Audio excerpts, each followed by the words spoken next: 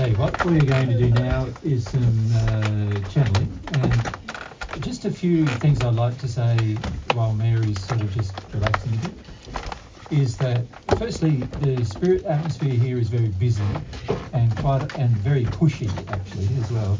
So Mary's going to have to just wade through that in order to find the people we would like to talk to. Secondly, it's not a show we're doing here. It's something Mary and I do every day. We talk to our spirit friends usually every day. For us, it's just a normal fact of life that we get to talk to all of our friends. You know, otherwise we'd miss them a lot, right? So we talk to all of our friends, even those that have passed while we've met them in this life. We talk to them as well. But also all the people we've met historically, we talk to as well. And so for us, it's a real joy to be able to do mediumship, and also a joy to have time with our different spirit friends. But also, we also do a lot of mediumship where we help spirits as well.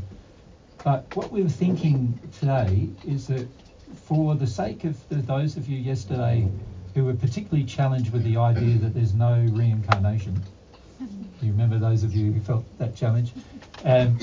What we wanted to do today is talk to a spirit who believed in reincarnation when he was on Earth, and then only learnt that reincarnation wasn't possible in the spirit world, and we would like to hear from him about why. You remember how we talked about decisions just now, and those principles of love, truth, humility, and faith. We want to see from him how the principles that are taught associated with reincarnation don't match up with those qualities.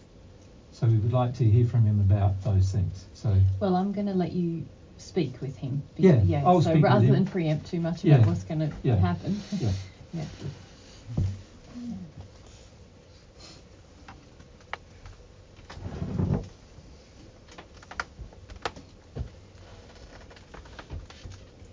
Right, and I'm just going to close my eyes so I'm not hooking into you guys. So, yeah.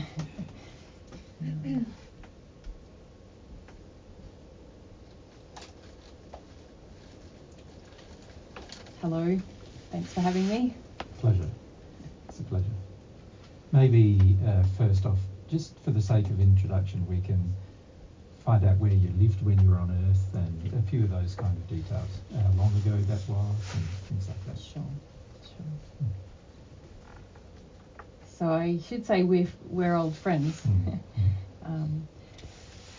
But I lived on Earth about 1,000 years ago, thereabouts, in the continent of India, in the northern part, really.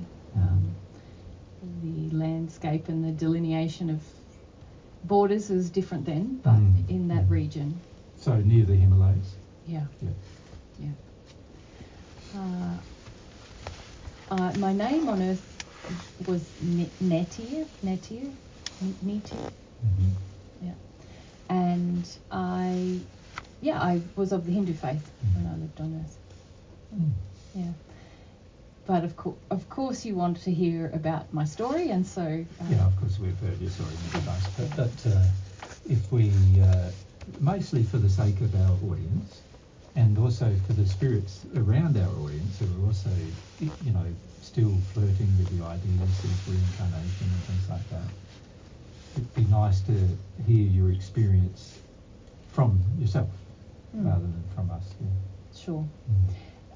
So when I lived on Earth, I was a family man, and I was of a class that meant that I lived fairly well compared to many of the other people in my society. And I wasn't a particularly old man, but nor a particularly young man. I was around 63 when I passed. And I fully expected to reincarnate. Why was that? Because that had been a part of my upbringing since I was born. It was something that was accepted all around me by everyone, absolutely everyone that we would live again on earth according to the life that we had lived. The conditions that we returned to the earth would be according to the life that we lived while we were consciously aware of our life as we were living it. And after we died, then there would be a process and we would return to another body in potentially a better class or a lower class. And that class differential depended upon the life that I lived. Yeah. So it's more like, I suppose, what they now classify as karma. Yeah. Yes. Yeah. Yes. Yeah. Yeah. And so when I passed, I had a lot of expectations, actually. I didn't really fear my death as much as I thought that I had lived well, and so therefore things would go well. So you're looking forward to your next life on Earth, were you? Yeah. Yeah, probably. Yeah. Well, I suppose... Because you thought you'd done well in this one. Yes. So. I was quite arrogant about the situation yeah. at the time. Yeah. But of course I didn't realise that at the time. Mm-hmm. I felt I was quite a good and humble man in the life that I had lived. Yeah. And so when I reached the spirit world, the spirit life, when I transitioned or left my body, there wasn't a sense of dread. But soon after I arrived, things didn't go as I had anticipated that they would. So now you've got the audience wanting to know why that's the case. Yeah. Well, I was really expecting something almost mystical or quite organised, that I would go through a process, that I would understand even more things, and that I would be introduced to my next existence, and then I would enter that. And what actually happened was that I was aware that I left my physical body. I was aware that there was some transition that had happened, that I couldn't return, and I wasn't really interested in returning to my physical body. But then I seemed to arrive in a place that was very dark, as in not like a night scene, like a night scene around me, and that it didn't seem that I was being stepped through an organised process that I had anticipated happening.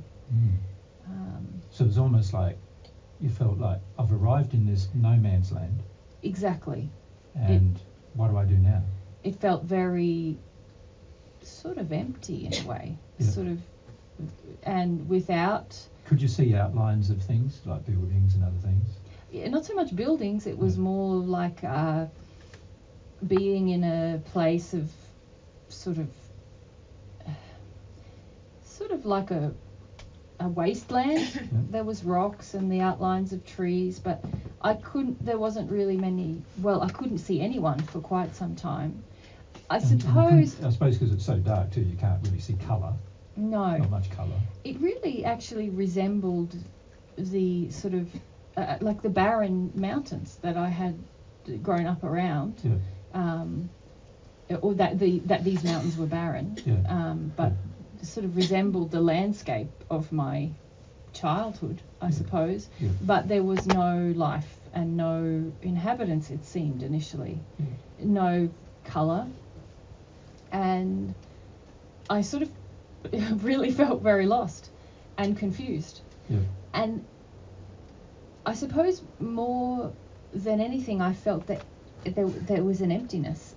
And I mean that not just in a practical, physical sense. I felt a sense of emptiness inside that I wasn't anticipating. I wasn't... I was expecting really something very quite organised to happen, and to sort of be... Did you feel that there would be people organising that for you, or just an organised process that the universe had organised for you, or what was your general thinking?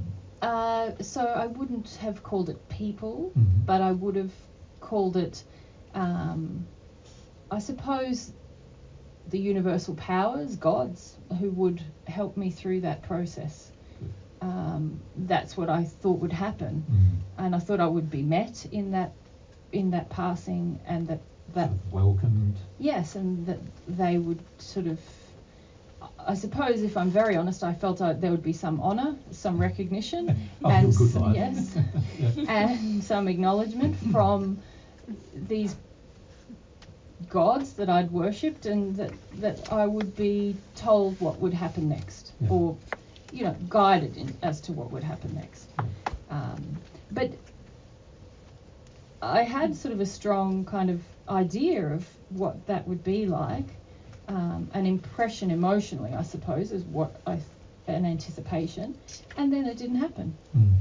And so instead I felt this empty, just like a space inside of me that I had never realised was there, it was hard for me to understand, is that this feeling of the space that I'm in, or a feeling in me? Because very quickly it felt like the space that I was in felt like the feeling in me, or it was like I became engrossed in the feeling of the space, or maybe the space was reflecting the feeling of me. It was very different to what I expected, and very difficult to understand. And you now know all about what the reason why that occurred, but at the time you would have been totally confused about the reason. Yeah. And I became quite angry, actually, quickly. I felt increasingly sad, and then I became angry, and I began to demand answers of really the space around me, because there was no one around me. Yes, yes.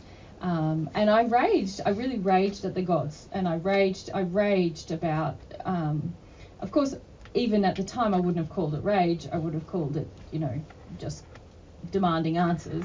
But in hindsight, again, I can see it was a lot of rage. And mostly because of an unfulfilled expectation. Yes. Yeah, so I remained in that state for what seemed like a very long time. Do you know now how long it was? It wasn't actually that long. As you know, also time is measured a little differently. But if I had to estimate, it was maybe 2 or 3 months.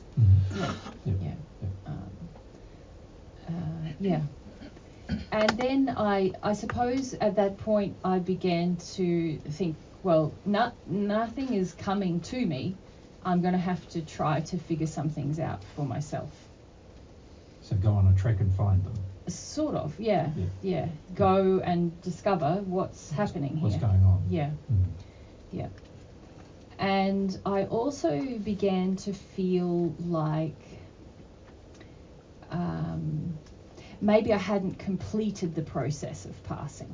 So maybe I had somehow kind of left my body but not actually entered the next stage, if that makes sense. So sort of in some quasi-middle area, Yes. So I did sort of look back to the earth, if that makes sense, to try to, and I could confirm, no, I'm definitely, so did you my come body back is to gone. Physically as well? Like you actually came back and confirmed your death? Yeah. Saw your Observation. body in the ground? Oh, it wasn't in the ground, it was burnt? gone. Yeah. And so I confirmed, yes, that had happened. But at this stage I had very little understanding of really where I was and what was happening, so it wasn't a very sophisticated.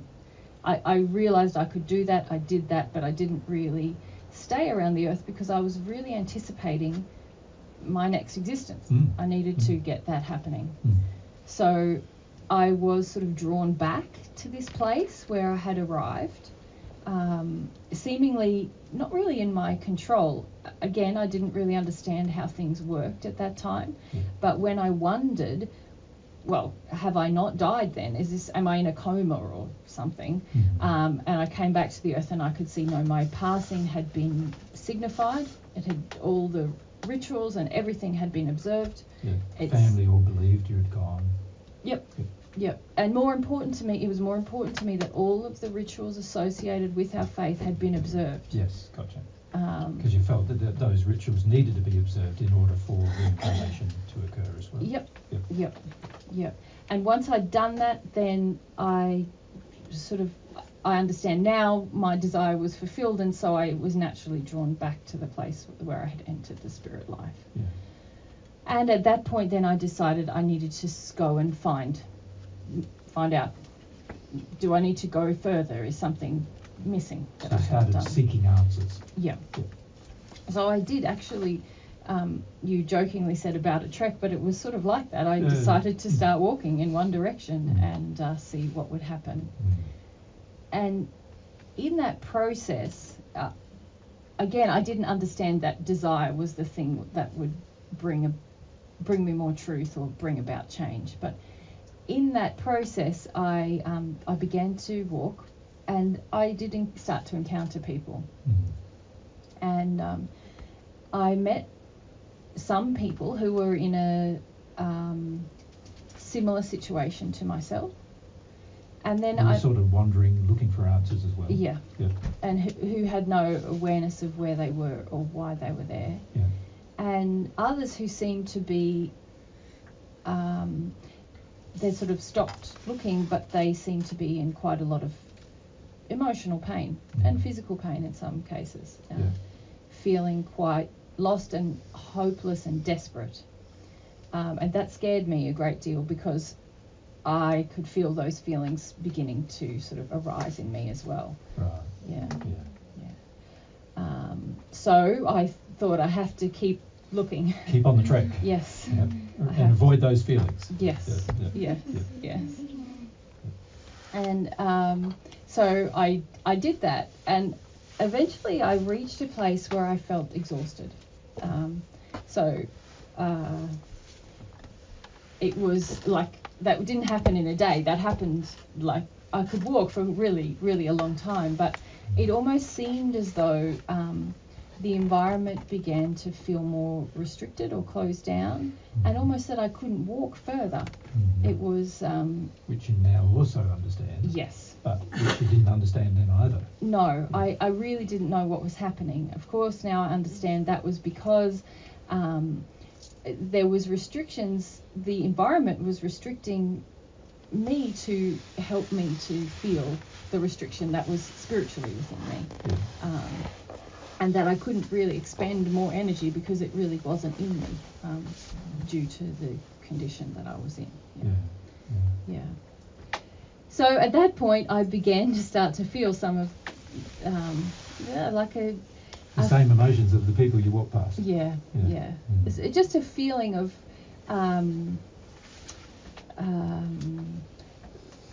dissolution, really, or desolation of what does this mean? Why isn't this thing that I thought was going to happen happening? And did you feel at the time it was like you were in a strange land that you couldn't understand and couldn't make sense of? Yeah. And I couldn't really make sense of myself at this point because I had such a strong viewpoint of what would happen, and that this period between leaving my body and returning to the earth would be quite organized, and I had a lot of expectations about how it would go. None of that had happened, and I began to question, well, am I really me then, or am I some part of me where that hasn't happened, and maybe a part of me has gone through that and I'm just what's left over, or am I really dead, or what did I miss? Or it was very, very... So you started using your mind to come up with philosophies that would explain the position you were in. And I was very frightened. Yeah. I was very frightened of what it all meant. And I tried to find solutions that maybe that's what it meant, but everything that I came up with frightened me further. Yeah. Because none of it left me in a good position. The consciousness that I had was somehow not experiencing what I had believed would happen. So, what is this? And is this forever? I suppose I began to fear very much that this was a place that I couldn't exit. Yeah. Sort of became like an emotional nightmare. Yeah. Very much. Yeah. It was sort of an emotional torture in a way. Yeah. And I stayed in that state for quite some time because I was always trying to find a solution, and then that would scare me more, and then I'd try to figure something else out and that would scare me. My distress was growing, but I really hadn't surrendered to my situation. So any of the distress that you were feeling, you weren't really feeling it properly, but every time you tried to seek a new answer, it caused more distress. Exactly. And then you were trying to cover that over and seek a new answer, but after a while you also get tired of thinking of new answers, don't you? And, yeah. So it became another type of exhaustion, and I eventually exhausted myself, and I began to grieve. I began to grieve that nothing was as I thought it was, and something must have gone terribly wrong, and maybe I was an exclusion. So you thought maybe it had gone terribly wrong just for you? Yeah, absolutely. Yeah. I believe that somehow... It went all right for all the other people who believed yes, it, but not you. But there was some malfunction, and I was now somehow outside of life. I was outside of existence. And it was a great grief, which eventually I felt. And it really was, if I hadn't have gone through that grief, I don't know if I would have ever been able to shift from my belief system, because it really was a breaking down. It felt like of myself. I was so instilled in my beliefs that I couldn't understand myself if I was existing outside of them. And I appeared to be existing outside of them, and so it was a dissolution of everything. It felt like of myself. So by this stage, you could probably say, couldn't you, that your beliefs had a higher impact on your new emotional state than your old emotional state had? Like what happened to you on Earth had. So in other words, your belief systems caused you to now get into this state. And the false belief systems that you had imbibed on Earth had a big impact on your life, even seemingly more than your sin had had. Yes, although I came to discover a lot of my beliefs on Earth were very sinful. Correct. And they had created a part of where I actually entered the spirit world. But how I responded to that environment that I entered was very much governed by my beliefs and holding on to those beliefs. And then all of the distress that I've really described so far, that was really as a result of the beliefs. Yeah. The beliefs were keeping me in a place where I couldn't even reason or understand where I was. So after I allowed that great, I keep calling it a dissolution because that's what it felt like. It felt like a dissolution of every part of me. And after I went through that, it was probably the most, even to this day, I feel like it's the most humble place that I ever experienced in a way. I felt like a baby, but not in a sort of... So still could see, many of our audience here might not realise, but you still could see yourself in an adult body. Yes. And you still felt like you were yourself to some degree. In the well, sense no, that I you had a could conscious... recognise your body. And Yes. Yeah. Yep. This is not a physical process that I'm describing in this sense. Yeah.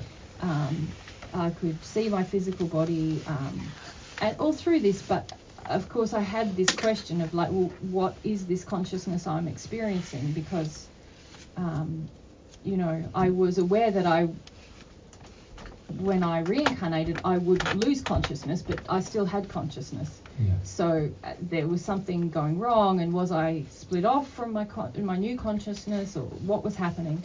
But I felt this baby-like feeling was a very, like everything had been stripped away from me, and I felt quite weak actually in that place. I had a lot of judgment of myself in that place, and yet it was a very, it was the beginning, even though I didn't understand it at the time. It was a new beginning. Beginning of humility for you. Yes. Yeah. Yeah. Because I had allowed that process to. I still didn't know what to believe, but I knew that something had shifted and that I had to come to understand who I was. This consciousness, this person, this that I still appeared to be, I needed to understand how I fit into the universe, what was actually happening. Yeah. So what happened then? People started to come to me to answer that question. To answer your questions. Yeah. Because now you had a pure desire to get the question answered. Yeah. Before you were afraid of the question answered, the answer, weren't you? Yeah. Or I see now I wasn't even open to an answer that was outside of what I believed. Yeah. You know, it had to fit into my very structured belief system that I'd had on Earth. Otherwise, it would have been like I had deaf ears. Yeah. So as people started to come to me, it was quite challenging because at that time I felt to be not a man, not in a physical sense, but I felt I'd been stripped of all my pride and my knowledge and my sense of all the things you thought you knew, all the things you felt you knew, all the things you believed about yourself. Yeah. And that was the first time I really became open to learning something different. But I felt very judgmental of myself still in that place. I felt weak and I felt ashamed and I felt... And did you feel like ashamed even when you were talking to them? It was very hard for me to talk to them because I felt so much shame. And again, in hindsight, I see how much my belief system had given me a sense of worth. How I was within the Hindu faith and where I fell, and my belief about how the whole reincarnation cycle works, that had given me a sense of worth and purpose, but predominantly worth. And in hindsight, again, I see how much how fragile my sense of worth was in a way, because it was based completely on that belief system. So was the caste system prevalent at the time you were on Earth? In not exactly the form it exists now, but so I felt I was of a sort of a superior caste or class, or and well, I didn't it's hard to say I felt it. I definitely felt it, but I was born into it. It wasn't so it was normal for you. It wasn't a question of something I gained through my life. It was with me my entire Earth life. But in that process, there was a presumption in you that it meant you were in a good condition already. Yeah. And that if I followed the precepts of my faith, then I was assured of an even better existence following my life on Earth. So that I was already in a good state and things should continue to improve. And what was your definition on Earth of better? What was that? More money, more power, more comfort, respect, more respect, more... again, in hindsight, I see it now as more worth. Just the glorious feeling of having more worth. In the eyes of society, or even in your own eyes? Both. Definitely both, because here I was outside of my society and having to let go, or it wasn't as if I just had to make an opening that maybe what I believed was not the truth or not the case for me, and even just that process caused me to feel absolutely worthless.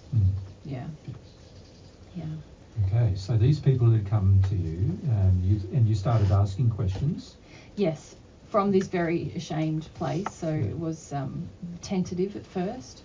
And I began to ask them, again, not really the global truth, but just what is happening to me? Why me? Why isn't the laws of the universe working for me? And they began gently to tell me that it wasn't just me. which caused further confusion. But eventually they could convey that no, I wouldn't go back to Earth. That they had also had that belief when they passed, and for some of them they held on to it. Some of them actually had been from a lower caste or class when they passed, and they had actually passed into a brighter location, which was quite good for them. You know. So they were happy about their new location. Yeah, and it was easier for them to recognise the truth, let go of their beliefs and accept the spirit life, or even to really inhabit the space that they found themselves in. So some of them had even held on to the belief that they might reincarnate, but where they had arrived was quite pleasant, thank you, and they'll stay there for a while. They weren't in any hurry. They weren't in any hurry to go. Whereas I had been in quite a hurry. So they could. That had helped them, but they'd had slightly different experience. They didn't have to be stripped of their beliefs immediately. They could sort of figure it out in perhaps a less dramatic way than the way I was going through. And you know now that, for the sake of our lawyers again, that was because they arrived in a better condition of love than you did. And so, that's right. And so, which is what we were saying earlier, partly where I had entered the spirit life, part of that darkness was really about the lack of love I'd had and the lack of equality that I'd had for others. The superiority with which I held myself on earth actually created the darkness that I had entered into. So they began to gently tell me that the truth, that as far as they knew, I wouldn't be returning to the earth, and that they knew a lot of people who had been in the spirit life for 100, 200 years, and nobody seemed to be returning to the earth. So that was shocking, utterly shocking to me, and it took me a while to just absorb that as a potential idea, as a reality. But gradually I began to experiment, I suppose, and kind of entertain the idea. And then I began to realise, well, if this is where this is for a long time, this is not very good. I'm not too happy about where I'm arrived now. No. I mean, it's just not that nice. It's cold, empty, there's not many people here, there's not much warmth emotionally or physically, and I would like some of that. So started to develop a desire for those things. Yeah. And I suppose a more humble attitude that perhaps in that way perhaps parts of my belief system that had told me that maybe there's maybe if I'm not in a great place, it might have something to do with me. The remnants of that kind of maybe helped me to say, okay, well, maybe there's something I need to adjust here. But I was very unprepared for the fact that the adjustment had to do with the way that I had treated others on Earth. So it became an educational process then. And initially, there was spirits who didn't have a relationship with God who were helping me. They were from my same background, and they were helping me to adjust, helping me to learn lessons, just very, very basic lessons like ethics, the equality of all people and those things. As soon as I started to engage with those lessons, my physical environment improved greatly. So I began to see that, wow, a lot of what I had been believing was actually creating pain and suffering for me in the spirit life, but it had created a lot of pain and suffering for people on Earth. And I'm not sure how much more you want me to say, because... I think lots more. Okay. So it began a process of, I guess, two different shifts were happening in me simultaneously. One was about becoming sensitive to love, the natural love, we would call it, just love for humans, and what that meant in not just in principle, but in a feeling sense. So when did it actually click with you that, it's all about my progress in love? When did that? Good question. It took me some time for it to click emotionally, if that makes sense. Yeah. So I made that shift intellectually within a couple of years of entering the spirit world. And by that, I mean I realised there were certain aspects of behaviour and belief that if they weren't in harmony with basic equality, that was false Yeah. and needed to be discarded, and that those things that saw the equality and beauty in all people and honoured and valued that, even if just intellectually, that meant progression and that meant truthfulness. So at this stage, how did you discard those false beliefs, like the belief that you were... So obviously you entered believing you were superior. Yeah. How did you discard the belief you were superior and end up thinking that you're equal? Yeah, good question. I had very good teachers in that they had come from my same background, and so they could relate to me in a way that I understood easily. Yeah.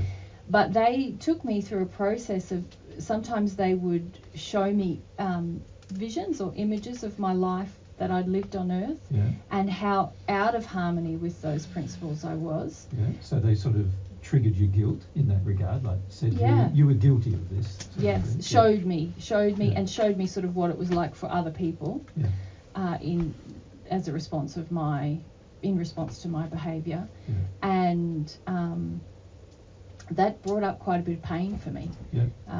Again, it was sort of a gentle process where they would show me. I would sort of sometimes initially intellectually see, that's not that good, but gradually over the course of months and what became years, I started to connect in my feelings to that I had harmed others. You know, before I entered the spirit life, I really did not feel I had harmed anyone. And this process of coming to see that I had harmed others it took time, but it was quite painful. In terms of grief, like in terms of grief. Like a sorrow pain. Feeling sorry about what you've done. A repentance, we would call it now. But at that time I didn't understand repentance. And I didn't involve God at this point. I had no concept of a singular God, of God being a loving entity, or did you still think of the gods you worshipped at this stage, or you'd sort of given up the concept of there being many gods? Or well, I actually went through a process with the gods that I had worshipped. I described this sort of dissolution kind of period where I just felt like I can't understand anything and I have to look for other things. But of course it wasn't gone from me. It had been with me for over 60 years, these feelings about these gods. And so I had arguments, if you like, emotional arguments inside of myself with these gods. And it was also an emotional process to let those beliefs go.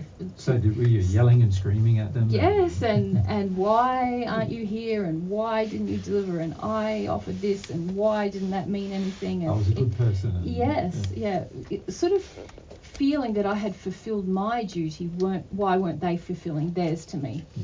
And even as my hold of those belief systems sort of weakened, the emotional signature of those things was still inside of me, and so I was still grabbing for the reward, grabbing for the sense of being holy or dutiful, and wanting that feeling, which was never coming. But in that process, gradually, I began to feel maybe that was all untrue. So all of these gods were not even existing. Well, I couldn't find any evidence of them, and the people who were teaching me couldn't find any evidence of them.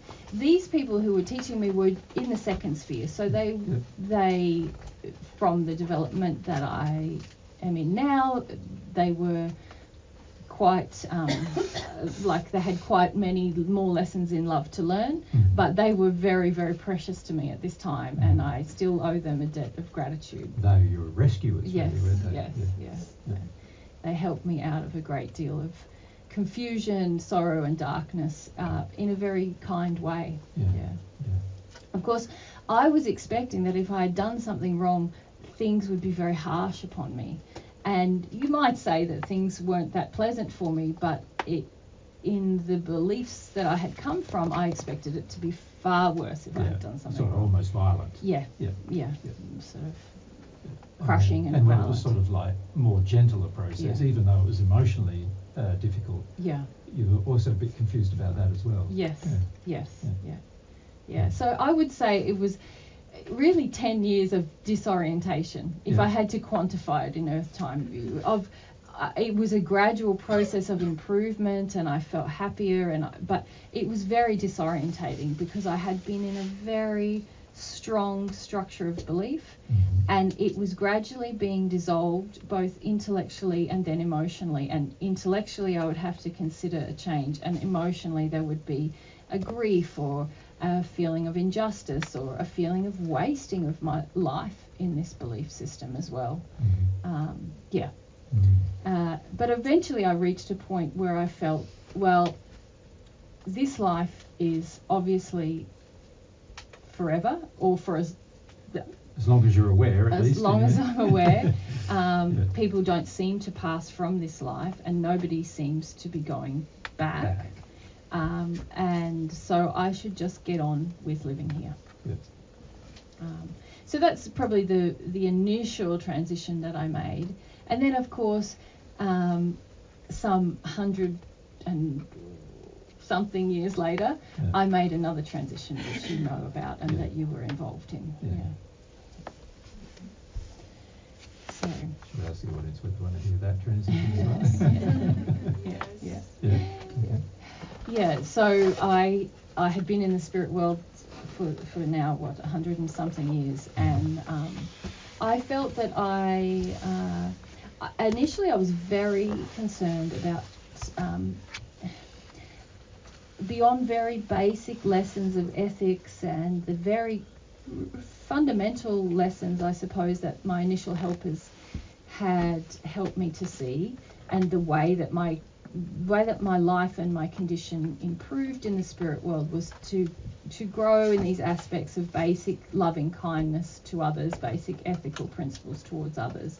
And in that 132 years, I think it was altogether, by the time, what sphere, looking back now, because you know what spheres are what now, what sphere were you in by the time this new transition was occurring? So I actually was in the second, sort of the top, towards the top of the second sphere. So you'd already gone through this sort of hellish process, emotionally sort of hellish process, and then over the 130 years made sort of gradual process, and obviously the transition between the first and second sphere would have been a significant time in your life as well. Yep, certainly. Certainly. And then you've come to the top of this, almost to make the transition into the third sphere. But the stumbling block for me in this, where I was then, was that I was very reticent to take on new belief systems, if you like. I wasn't really seeking the truth of how it all worked. I just had figured out some basic things of how you get moving, how you can have I began to have relationships again with people, friendships, and I kind of got this going, but then I wasn't really seeking more truth. Is that because you were frightened of the prior experience? Correct.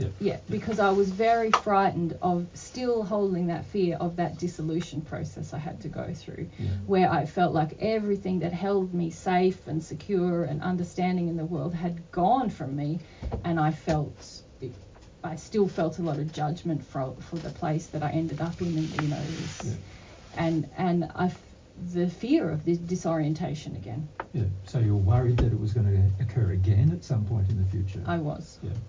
And so I reached a point where it's interesting to describe in the spirit life when you do grow in love, and you have sort of, I suppose, a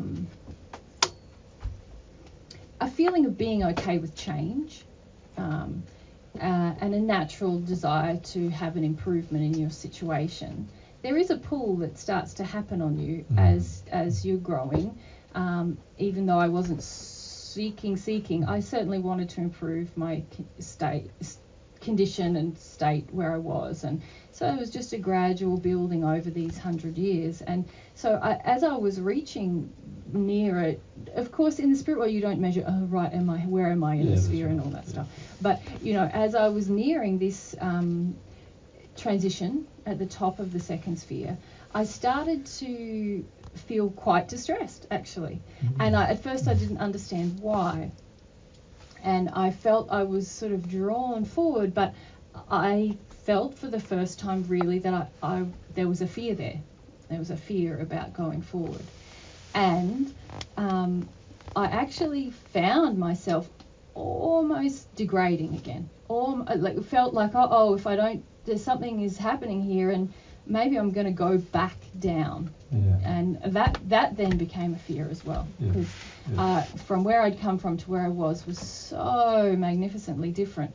I didn't want to re-experience what I felt was the hell and terrible trauma of my passing again. And so I began to talk to other people about this, and I sometimes was isolating myself as well, and like feeling very worried and not understanding why. But eventually it didn't take actually that long for someone to come and talk to me and just remind me of that experience in my passing, and of this sort of dissolution grief, if you like. It was actually, I see now from really God's love and guidance, that someone came to ask me, someone who had also been a Hindu on earth, came to ask me about what happened when you passed. And now I understand that was really a guidance to help remind me of what had happened. And that's how you progress in the future. Yes, and also that I hadn't really dealt with this terrible fear of, really, I feared understanding how the universe works in case I felt that I understood it and I had to let go of that understanding again. Yeah.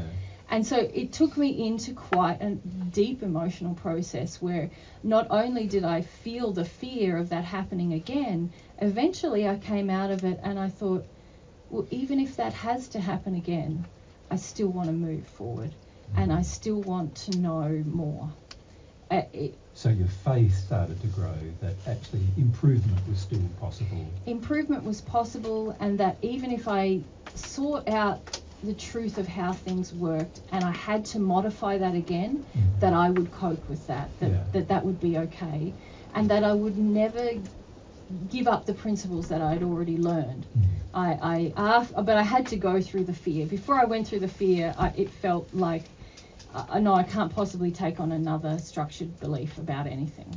And if I have to let it go, it would be the end of me. But after I felt the fear, I thought, no, I know now more than I did when I lived on earth. And I know certain things are true, love is true, and love can be trusted. And so as long as I never let go of that, things shouldn't be as bad as they ever were. Yeah. And at that point, I really began to ask. And I consider that my first prayer, really. I began to ask, what is the truth? The truth, and I really wanted to know all the truth at that point, because I didn't want to go through getting it wrong and then having to adjust. I knew I could do that if I had to, but I didn't want to have to. So I thought, let's just get the whole truth and get it right. Yes. Second time now. Yeah. And of course that deep desire really became a longing to God.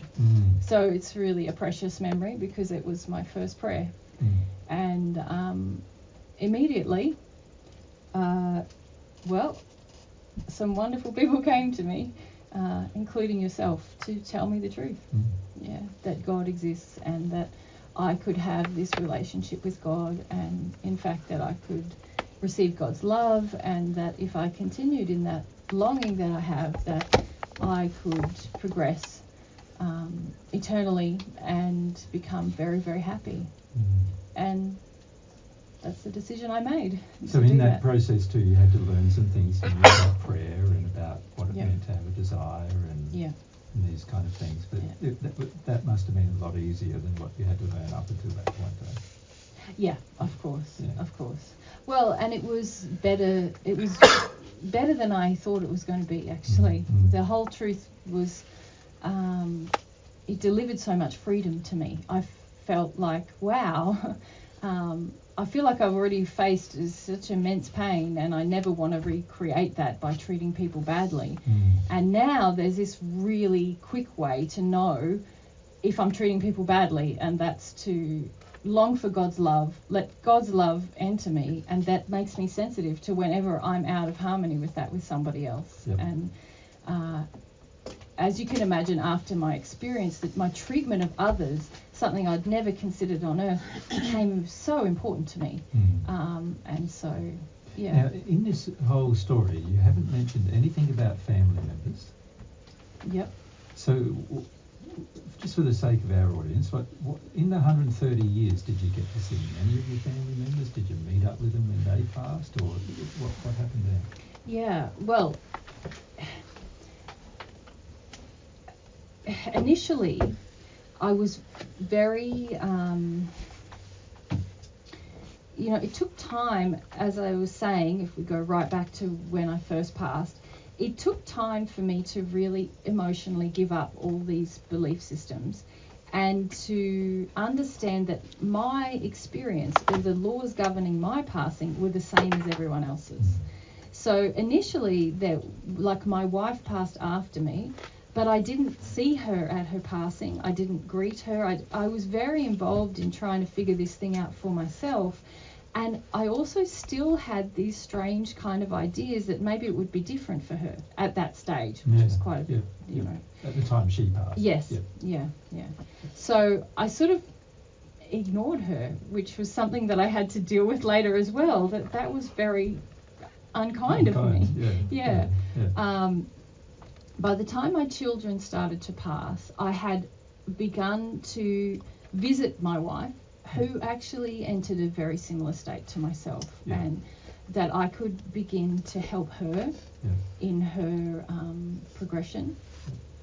And then as our children, and there was also nieces and nephews, and as people began to pass, and as you know, this has become quite a lot of my work in the spirit world, is helping people with these belief systems when they pass.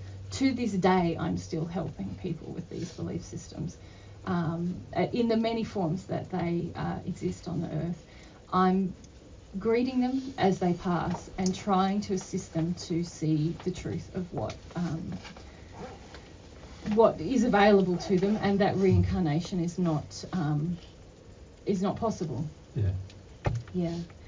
And obviously the people who have a more elevated viewpoint of themselves pass into a darker condition. So that's people within the caste system in the Hindu faith, but also many Westerners with the belief in reincarnation also have an elevated opinion of themselves and their condition. And so often I'm meeting people from all over the world as they pass to try to assist them. Yeah. And what sphere do you live in now? I'm in the 9th sphere now. Yeah.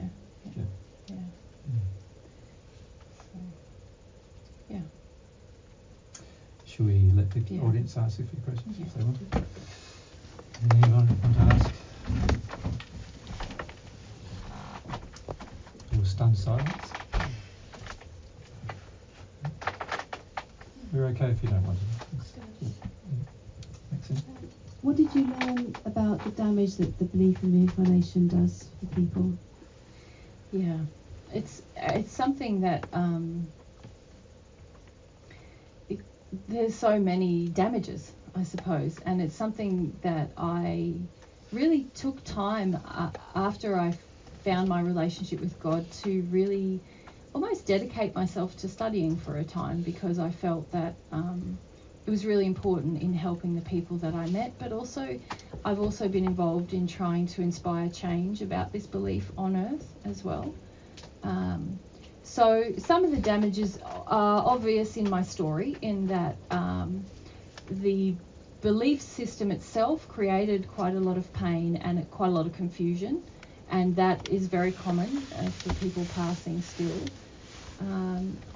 I also saw that it still encourages, as I know Jesus spoke to you about yesterday, the issue of spirit influence on the earth and spirit overcloaking, where people who sometimes they pass into a region between the hells and into the first sphere where things are not really terrible. They don't go through the process, like an organized process when they pass, but they think, well, I can return to the earth, and they come back and they try to attach to babies or small children and have life through those people. A lot of gender confusion on earth is created through those experiences as well, which is as there's less protection from parents towards children on earth, spiritually speaking, a lot more of that can occur as well. The permissiveness in parenting contributes to that, as well as the belief in reincarnation.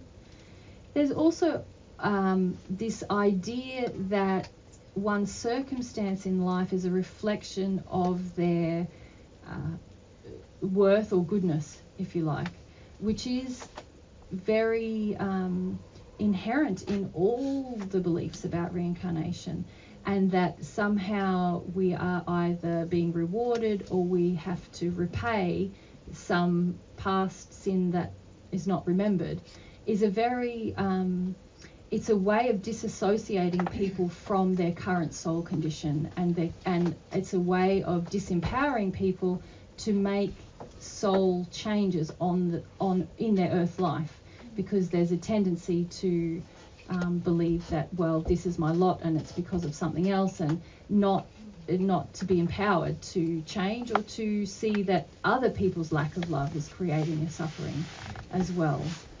It also creates the issue where people feel desensitized to other people's suffering, because they think, well, that person is repaying something they did in a past life, and so therefore I shouldn't act to alleviate that. I'm saying that in a very concrete way.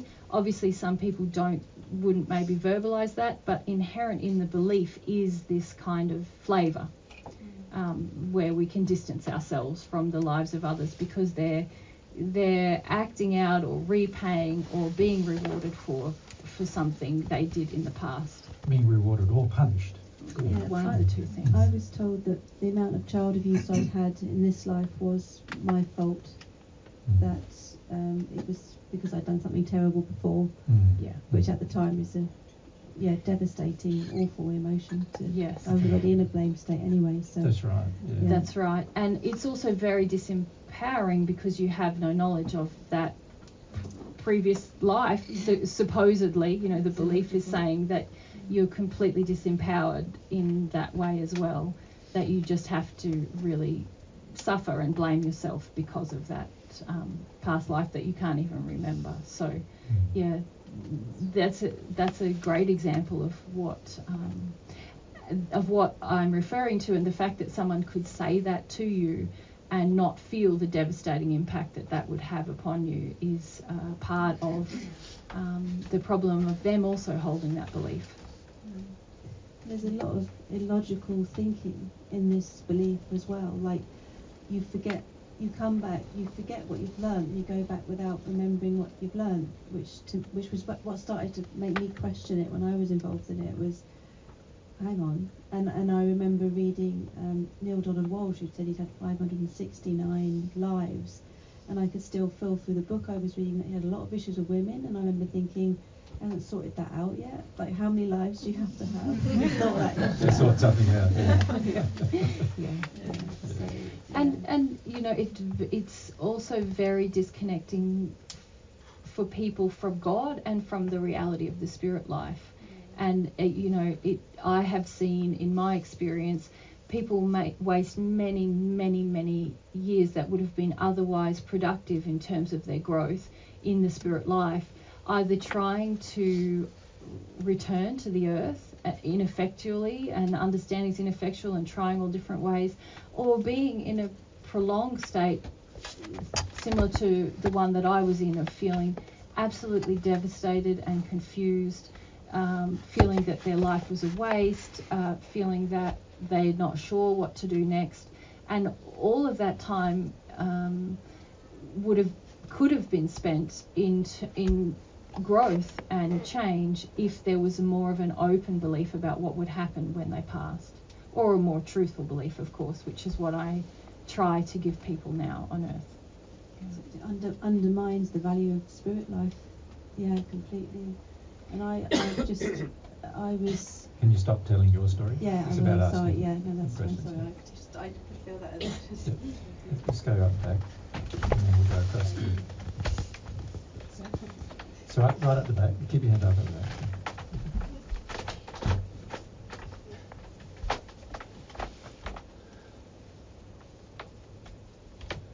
So in the last 2 years, I lost 4 members of my family. So obviously I got to be very busy with the other world. And first of all, I found myself, because it's one after the other, with the difference of 6 months, really trying to help them to proceed. I was doing a lot of, it was my thing. So you're worried about them? Yeah. Yep. Same as I was on Earth. When they were on Earth, yep, okay. But it took a different, and then I started to feel more connecting in an intuitive way.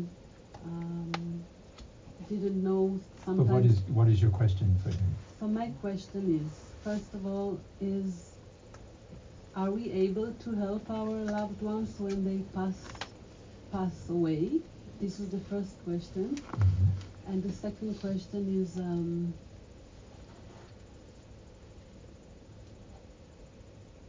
are they helping us? Well, a lot of the answer to both questions relates to your soul condition. And I know Jesus has been educating you about aspects of your soul condition for the last few days.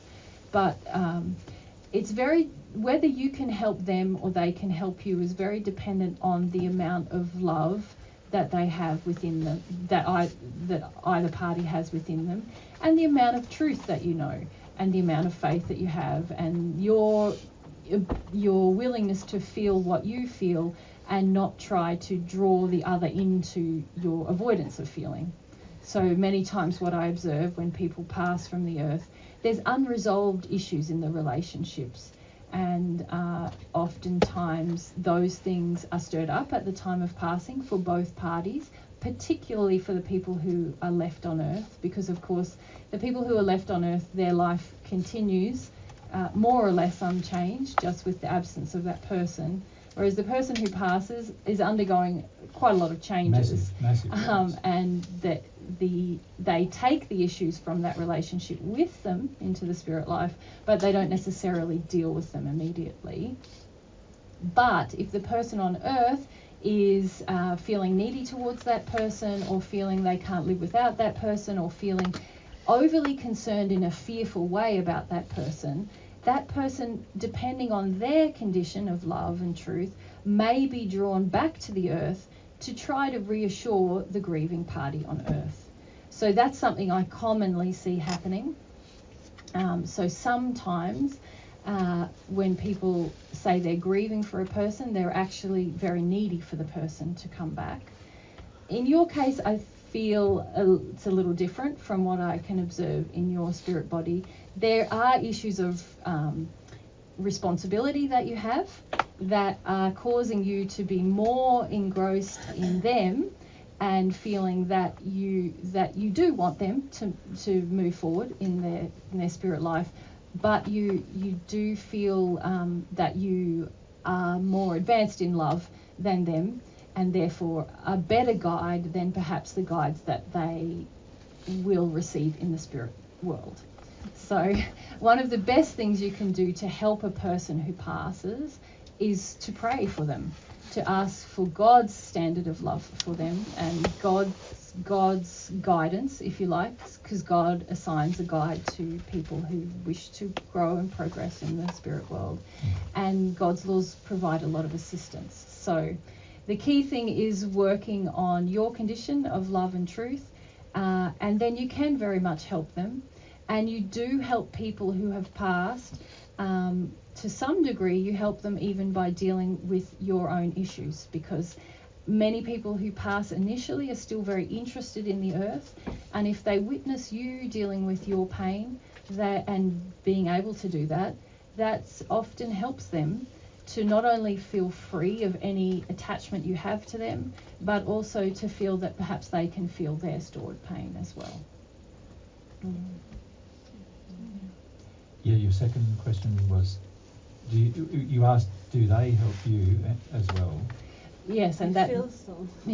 Yeah, well, often they're very interested in your life. The key thing is that you don't.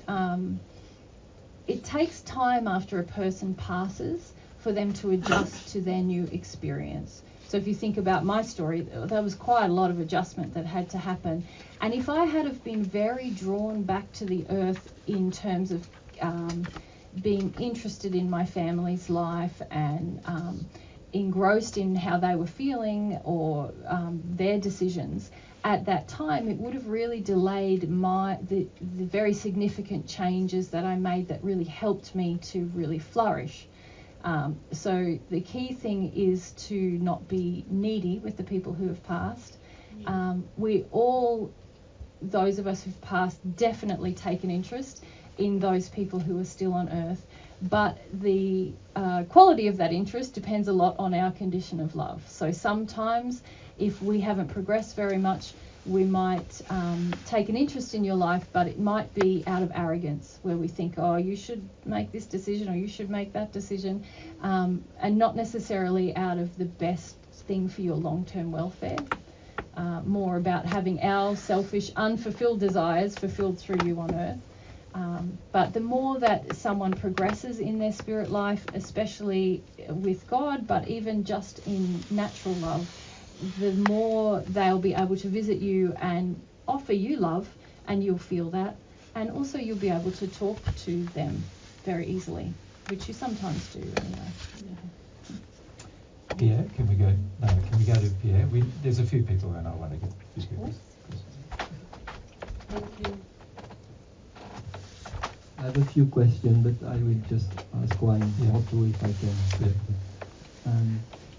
When you first passed and there was all this pain and you felt lost, how many years did it take you to get into a place when you decided to have help and that things changed?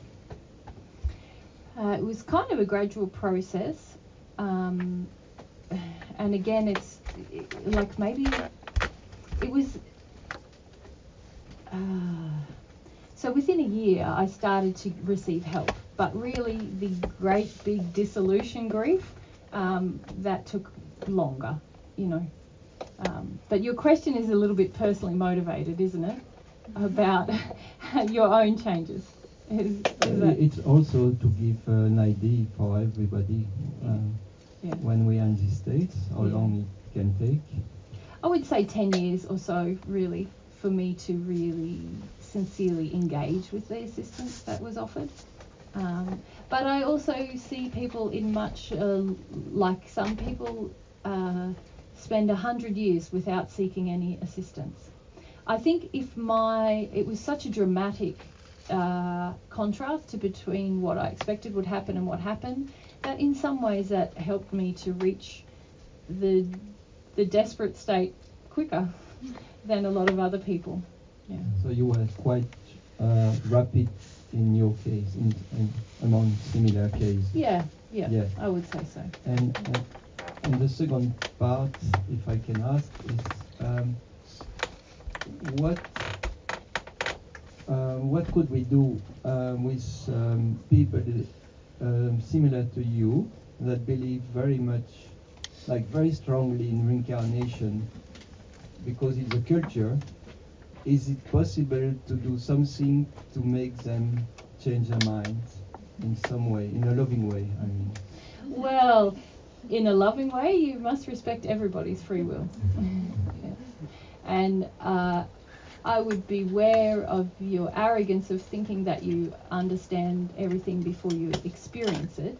And by that I don't mean that, like, reincarnation definitely doesn't exist, but I mean that the process of giving up a belief is very emotional, as my example demonstrated. And that's the same for people on Earth. And really the most important work you can do is to bring your beliefs in harmony with God's, and you'll feel a lot more love for everyone regardless of their belief, and you won't feel it's your responsibility to change anyone's belief. Let's go behind on this side, so back there, and on this side. Thank you.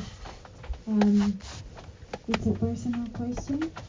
While you were speaking and you were describing the state in which you were after passing,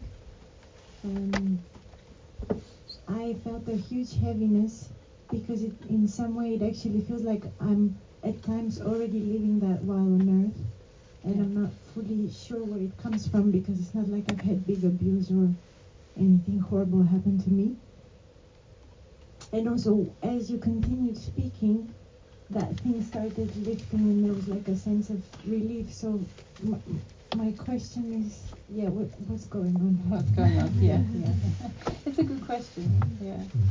Partly you're quite sensitive to what I'm sort of reliving with you, and so when I describe my relief, you could feel the relief. But the first thing that you were describing, where you felt quite close to the experience that I first encountered, that emptiness and the sort of loss of faith and belief and loneliness, these are things that are within you, and it's important for you to discover the roots of those things. Some of them are based very much on your feelings about having your current belief system, or your feeling of sadness and fear about changing in your current belief systems. But some of it also relates to a very kind of lonely, empty feeling you felt in childhood. Yeah. So they're all things for you.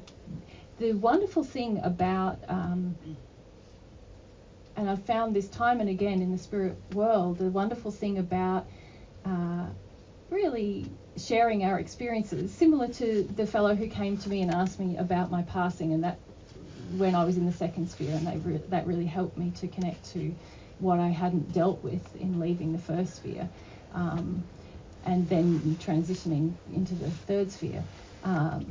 When people talk about things and you have an emotional response to them, it's a very valuable thing to help you to explore that deeper, because and certainly you have spirits around you who are feeling very lost as well, and wondering, what should I do? How should I believe?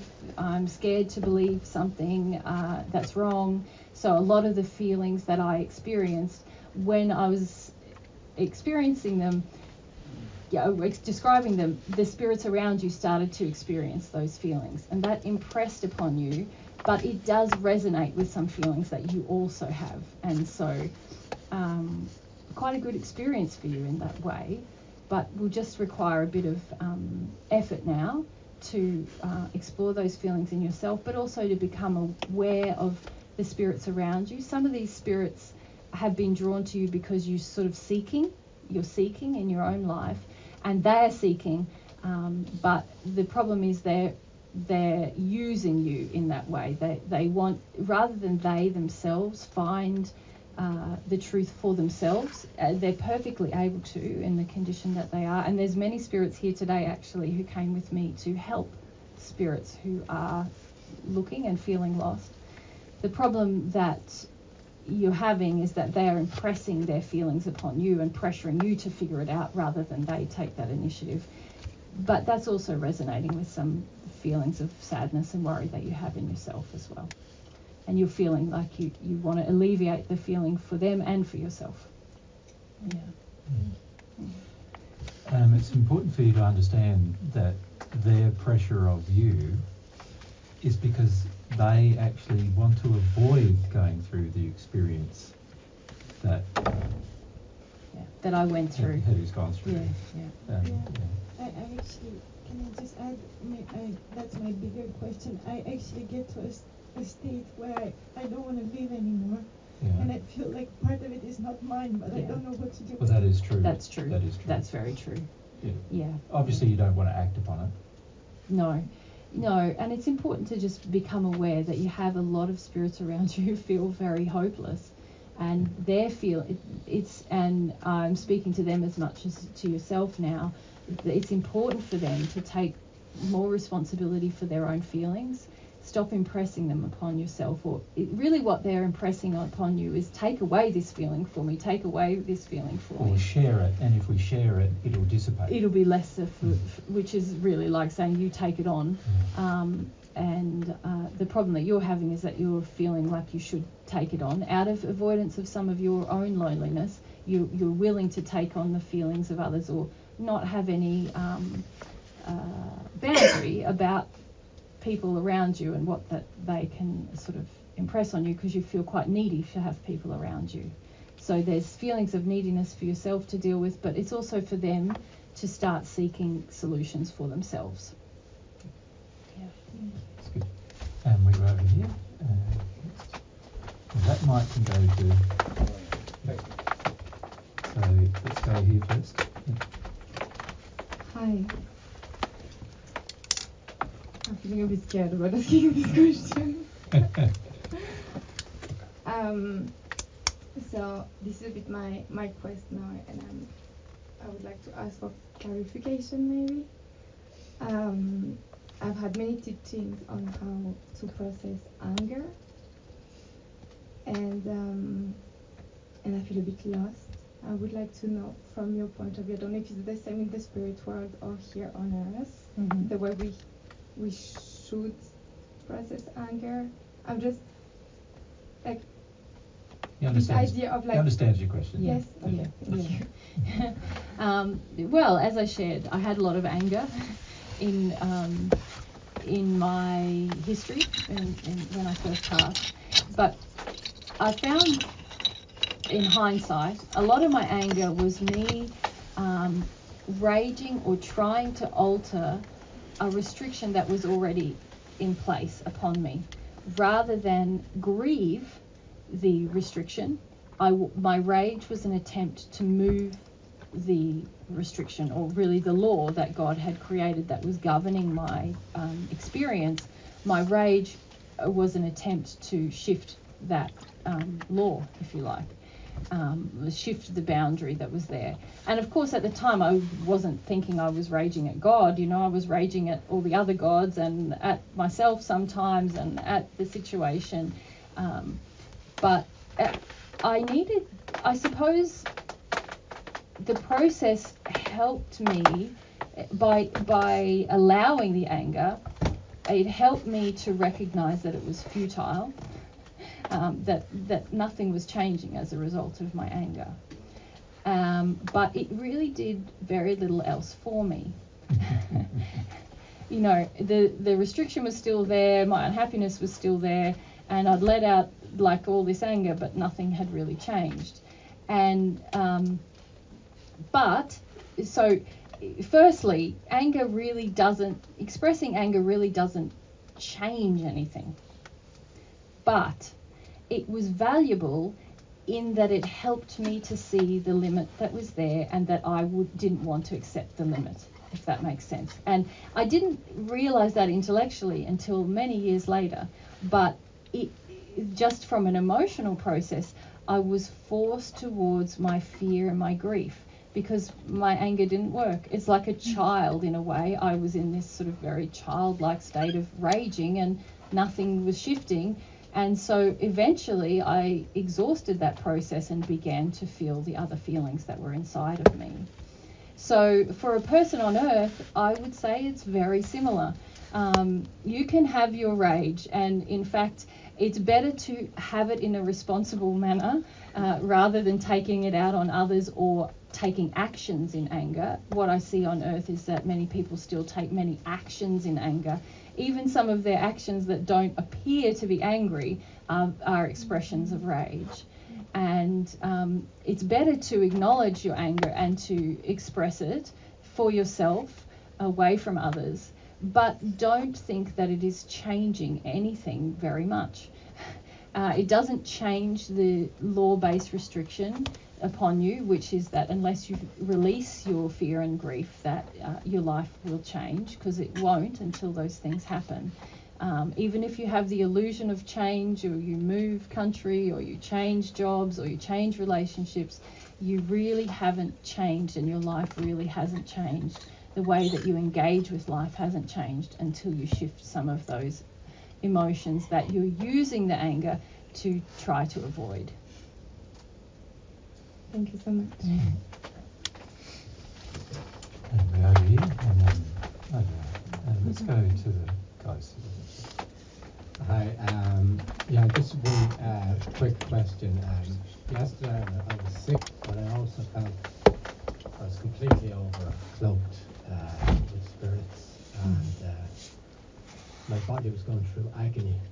I was in bed with like an animal, roaring with agony, and I sensed that it's from my mother's lineage, and I felt I was in the early stages of the hell rim, and it was just there was just so much grief and helplessness, complete helplessness in it. And it brought a lot of grief, which is really coming out now, the grief, and it helped the pain left after crying a lot. The pain left the body, but it was like it was coming out of my bones and everything. And I'm wondering, is this helpful or unhelpful for me if this was the lineage of my mother's family that had passed on? I sense that's what it was. There was a couple of things happening. Yeah. So absolutely you do have feelings in you that have come from your mother's lineage, with trauma and violence and really quite extreme grief that has been passed into you just from your mother. It's very helpful for you to feel that.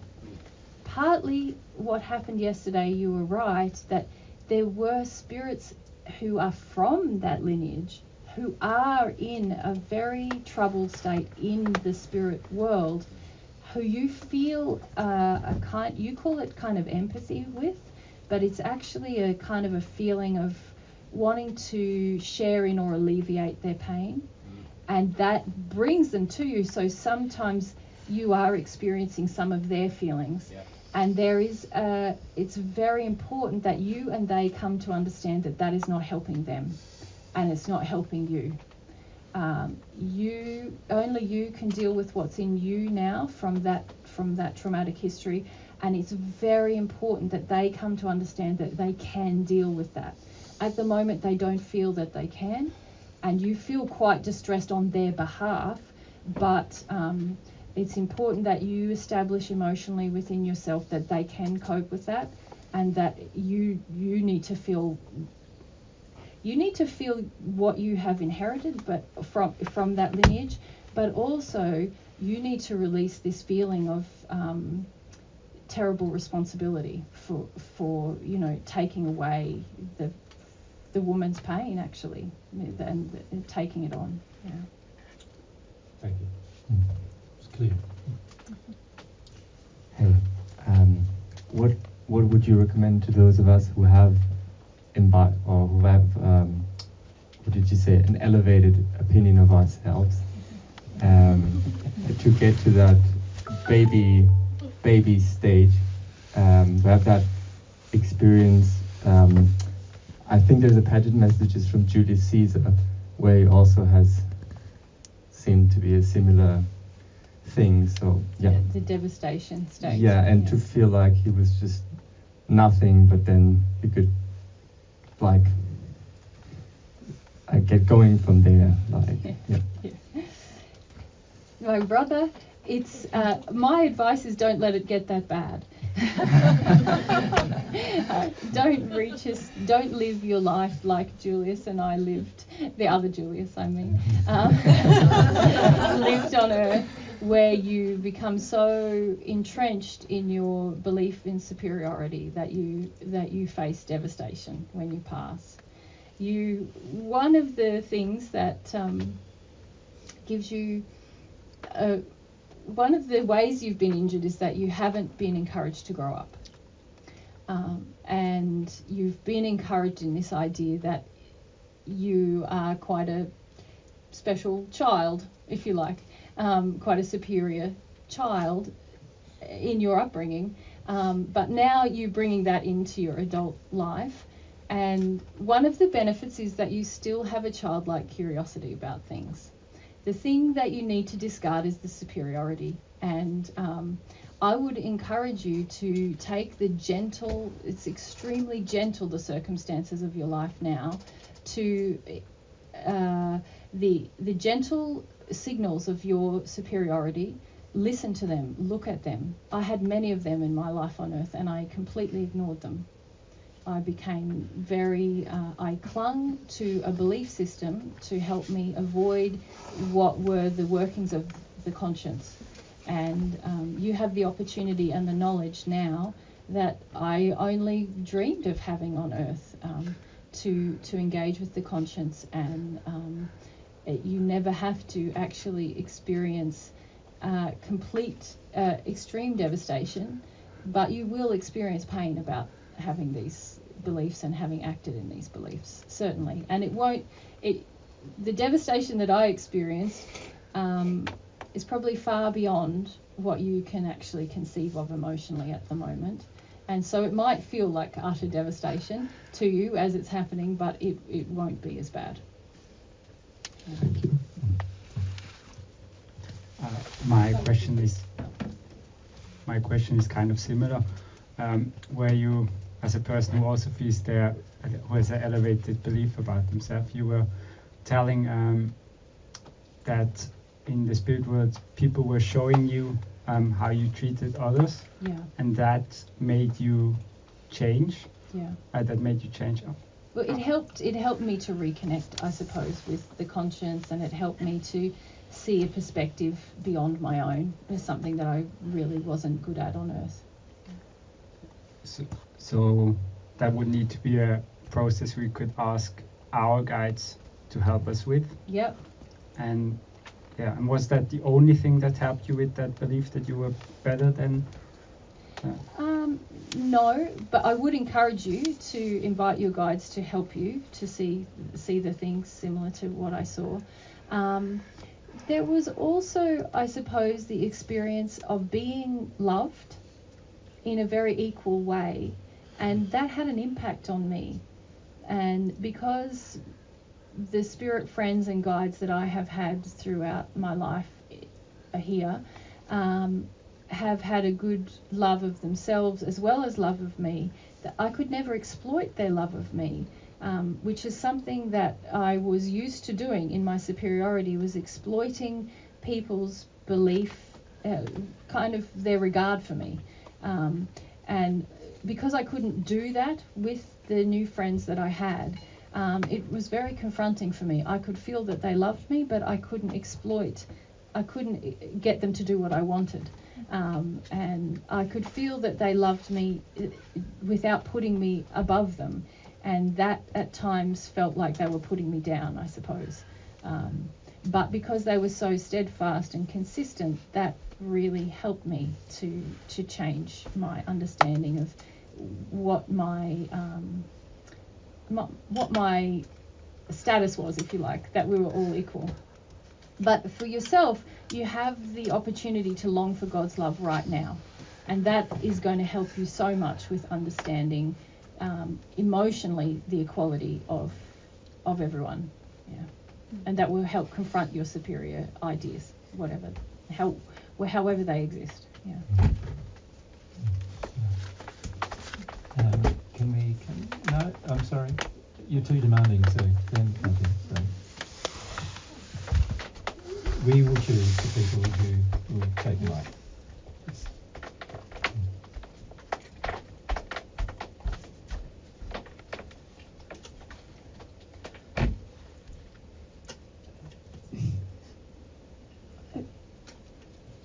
I would like to understand that I feel you, and it always comes with these tears, and I don't know what these tears are exactly.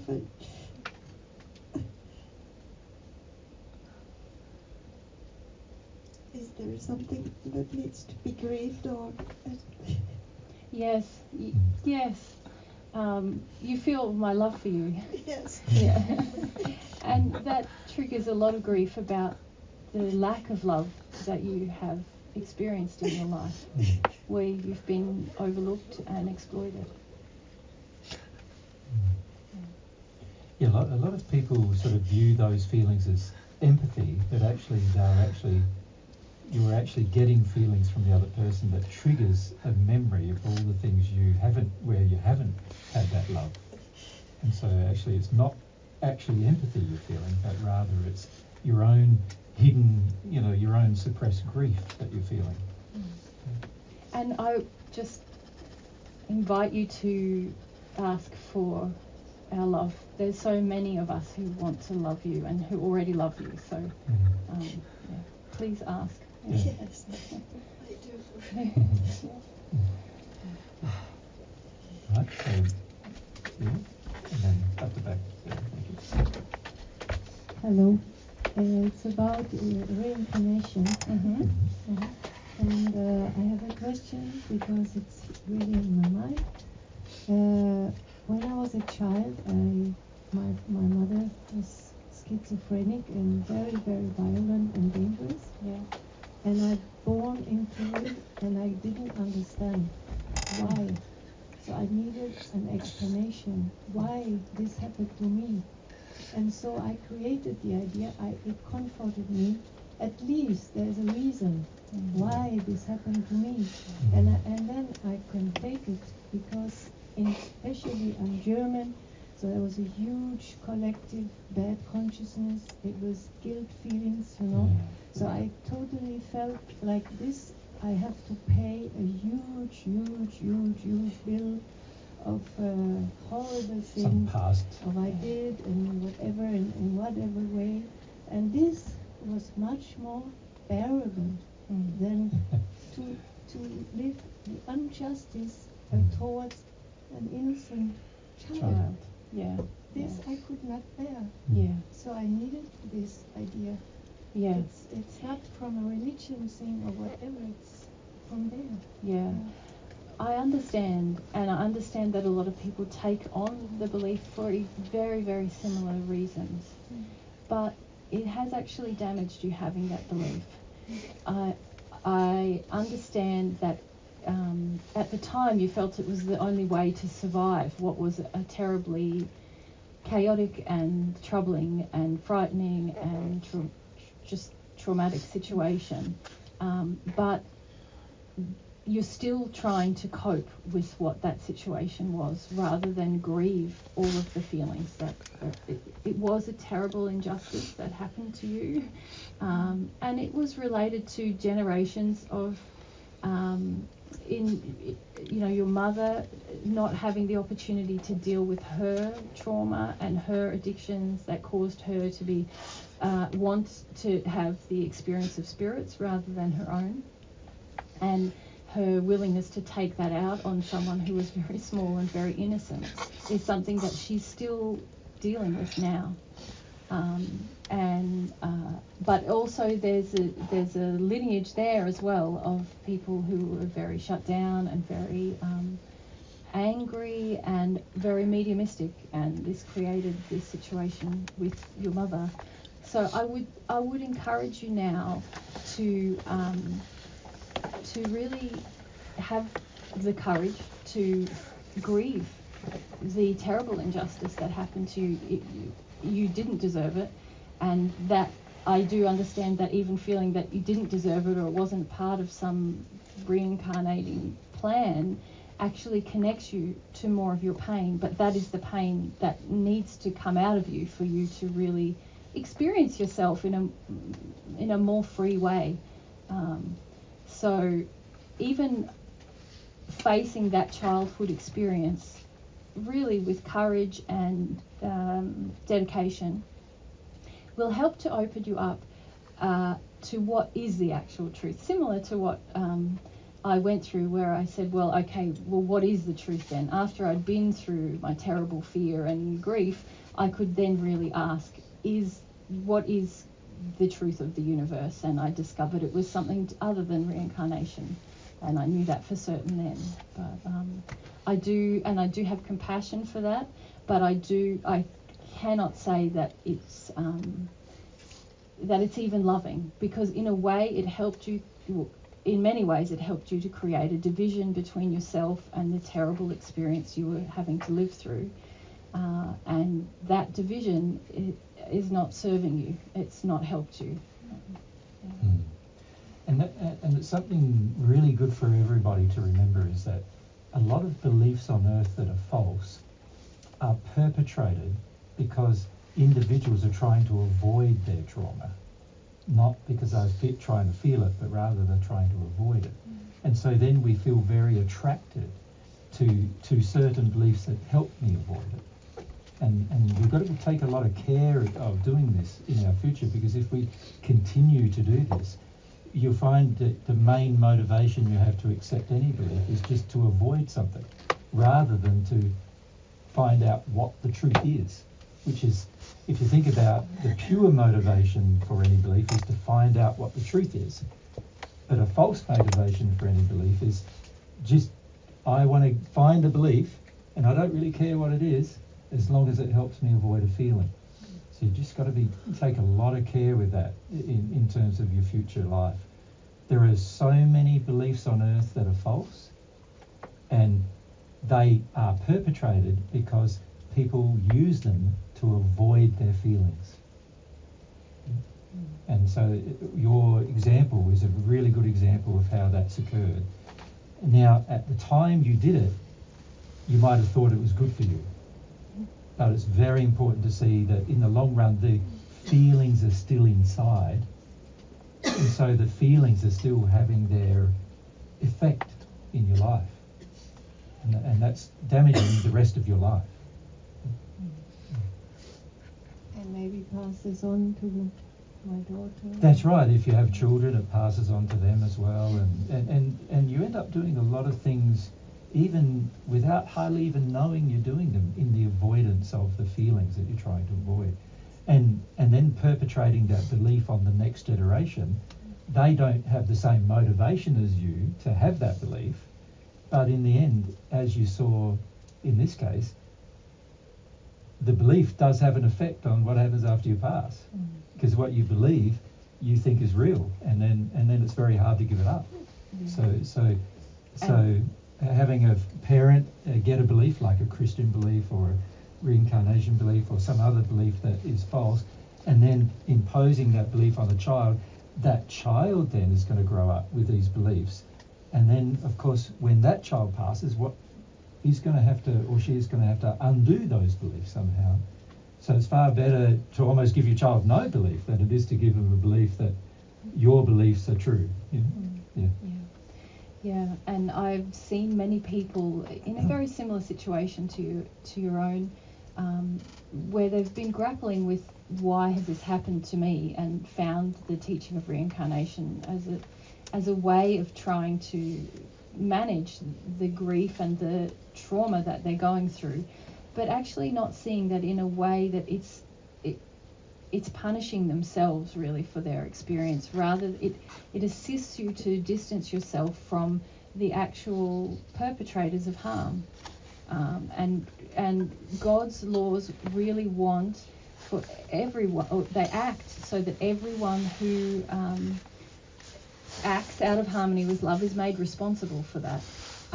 Of course, there's compassion for the the decisions that they made as a result of how they were harmed, but everyone is responsible for how they behave and the feelings that they hold on to. So in your case, your mother is held responsible for how she treated you, even if, and so are the spirits who acted through her towards you as well.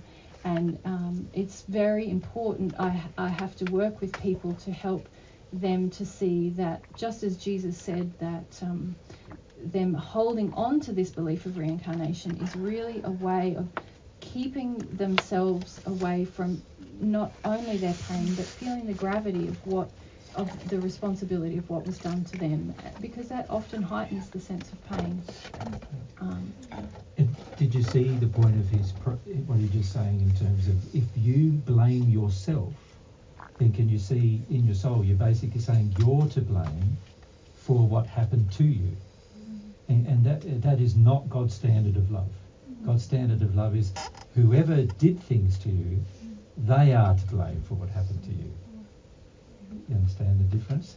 It's very important to see that difference, because by imbibing the teaching of reincarnation, you're really saying, I'm to blame because I did something bad earlier, and something that I don't even know that I did and can't even correct. You can see how unjust the teaching is in that regard, but you're really saying, I'm to blame, and that unfortunately causes the people who did those things to you to feel that they're not to blame. And of course that doesn't help them either, because they need to know they are responsible for what they did. Yeah. And also I would just like to say that there are many loving spirits who have been through a similar experience to yourself as a child, and a number of them would like to help you to face that experience that you had. Yeah. And they'll help you through it. Yeah.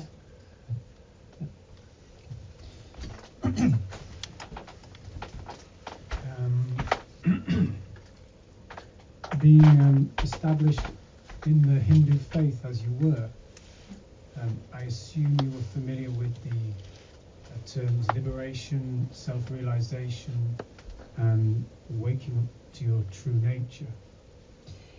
Well, yes and no. I think that the Hinduism that I was a part of was far less. We wouldn't have used those terms necessarily, but in part, yes. So I just wondered what you would say about those now. As they exist in the Hindu faith now, or as I experienced them, or how they related to my experience on Earth, you mean? Or? No, more like from you passing and being in the position you are now. What is your understanding of them, or belief, or anything really? Yeah. Well, certainly I feel far more self-actualized in my relationship with God than I ever could have achieved within the Hindu faith. Those principles are very empty when we consider them in relation to, well, as Jesus has been describing, God's standard of love. The way that they are described and embodied, really. And that's something that I came to learn here in the spirit life, that any belief you have, unless it's embodied, it becomes a set of actions in your life. And many times within all religions, I see this, there's often a set of standards and certain words that are used for behaviours. But when we examine the way people behave, those same ideals are not reflected. So we can't really say the belief is in those things, in self-actualization. Like, that is not a real part of the Hindu faith, because no one actually has the opportunity to self-actualize in practice. But it's something that, people might bandy around, but it's not really something that happens. Yeah, it's difficult to describe what I'm saying there. You need to be very careful that you don't use a whole heap of words, which in the end, from a soul point of view, are just mumbo-jumbo words being used, so that you can avoid going through emotional experiences. And what we see happen a lot is that in a lot of faiths they create specific words, like Christian faith creates the word of like faith in Jesus' death. You know, in the Hindu faith you get things like self-realization, self-activation, you know, and these are modern terms, by the way, not you know, thousands of years ago they're not terms they used then, but they're modern terms created by people in those faiths to avoid reality for the most part. And in the end you end up using terminology that you think you understand that has no bearing on reality as how life is experienced or whether love is actually given to others or not. And so in a lot of faiths, and particularly what's present in the New Age faith today, is a very selfish orientation is developing in the New Age faith. It's all about me. I've got to be self-actualized. But actually a lot of your sin is not necessarily about you. It's about how you treat others, right? So it's more about how you loving others rather than you becoming, you know, fully aware of yourself.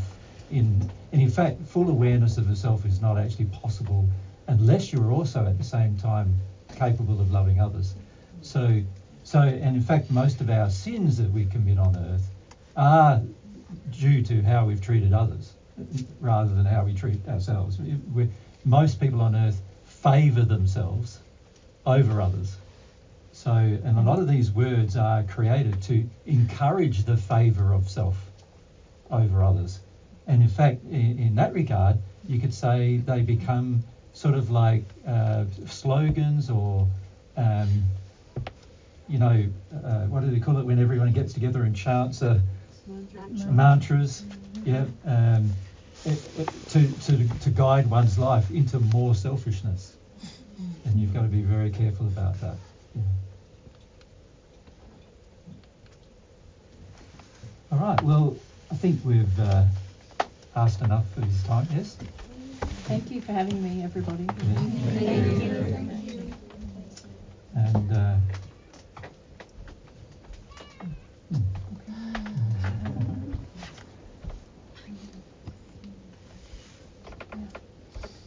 is there any questions you'd like to ask us about that channeling?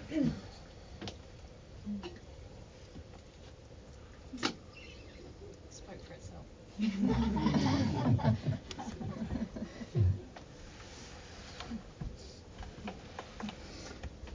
Yeah, now, and what time is it? It's nearly 2 o'clock. Nearly 2 o'clock. Okay. Well, I think Mary and I have probably had enough for our day, haven't we? Yeah, I reckon. Do you want to sit and have lunch with everyone, or? Yeah, I was thinking we might have some lunch now and make our way. One thing I would just like to say in closing, I know this is sort of not a very, like, I usually have some kind of concluding statement for our seminars. But one thing I would like to remind you from his experience is that the reception of God's love started to change his awareness about what was loving and what was not. So while you can receive truth from God through the conscience, which is the truth mechanism that God communicates with you, that truth won't have a lot of significance to you until you can feel love. So you actually go through the experience of love. Once you go through the experience of love, that changes your heart in such a way that you become automatically sensitive to what is true and what is not, and what is loving and what is not. So one of the things I'd like to recommend to you to at least try as an experiment, if you haven't already done so, is to try the experiment of receiving God's love versus thinking about it. Right?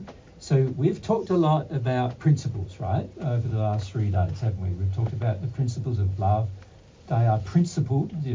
Love can be a principled feeling, a feeling of what's right and what I should do in kindness and things like that. It can be a principled feeling. But if you truly feel it as God wishes to experience, to have it, you experience it from God, you'll start feeling it like You'll feel like you're God's child, your child who he cares for you. You'll start to feel the personalisation of that care. And you'll also feel like God's your friend, trying to help you through life, trying to educate you, trying to benefit your life. He wants to give you gifts. When you start to experience God's love, you also start to experience God's nature. Remember a day or so ago, that question was asked, what is God's nature? And we haven't really gotten to answer that question, have we? Because of all the other digressions that we made. But a part of God's nature is that he has the nature that he wants to gift you things. He wants to help you in your life. He wants to guide you through your life's problems and come out the other end. But to do it, you're going to need to start to feel his feelings for you. And once you feel God's feelings for you, you'll then be able to start to feel where any feeling you feel in your own life or in your own self or in others is out of harmony with that love. And that will help you decide, like remember earlier in answer to Simone's question, we said you can make decisions based on these principles. Well, imagine if the love is actually in your heart in such a way that it's motivating your passions and desires, can you see you hardly have to think about the principle anymore, because the feeling of this is the loving thing to do will guide your action. And this is something that I forget his name now. Nita. Yeah, that's right. Experienced.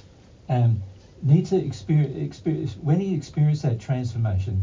He experienced the transformation of going from having to develop a principled, like work on the principle of what love is. So, they presented him with things like work on the principle of what ethics are.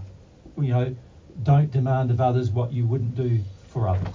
Things like that. That's the principle of ethics. But when you feel love, God's love in your soul, it's like the principle of ethics you don't need anymore, because the love in your soul says, I can't do that unethical thing. I can't, or I have to do this ethical thing. And it also is driven in such a way that it becomes a passion for you to do that thing. So as Nettie mentioned, he is still in the ninth sphere of the spirit world. And by the way, it's such a blissful, beautiful place, the ninth sphere of the spirit world.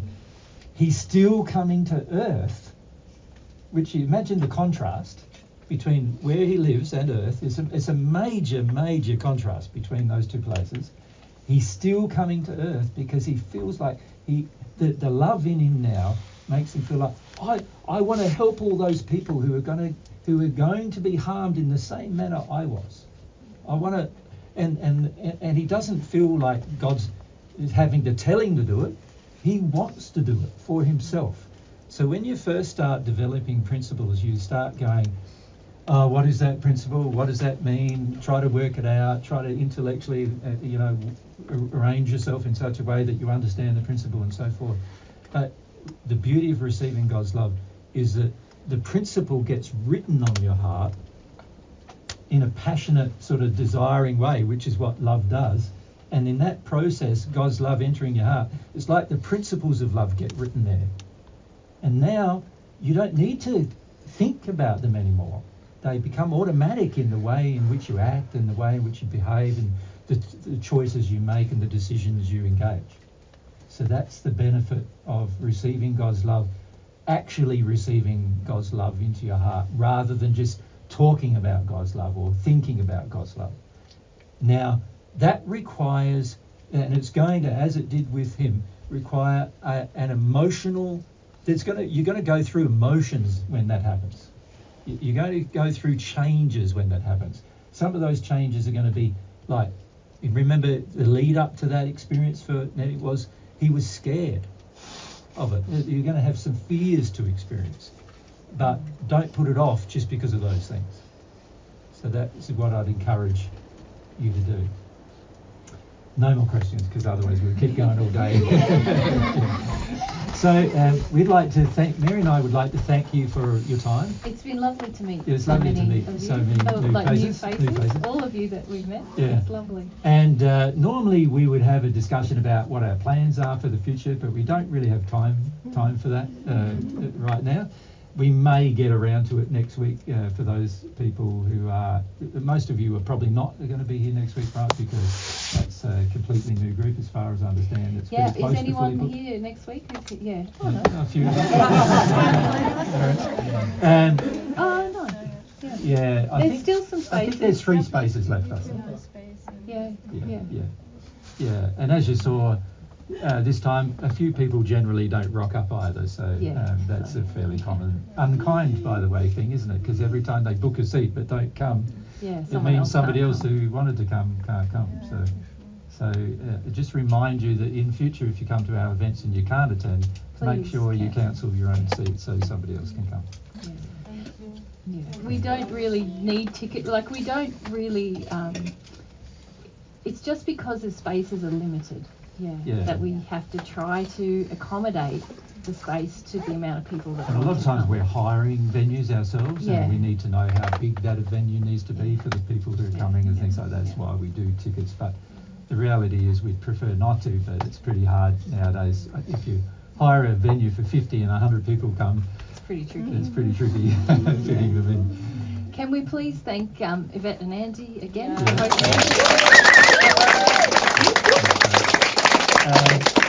Simone as well for our accommodation. Kim's not here today. No. But we will cut her. And I know lots of others of you have done little big things like creating events. Lucy did that, and other things to help out Yvette, haven't we? Yeah. So thank you, everyone. We'd also like to say to you that.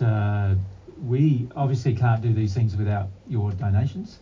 So if there's a red box down on the floor on the way out. If you'd like to donate to us cash, if you don't want to do it with cash, the donation box online is donate.divinetruth.com, and we're happy to receive donations.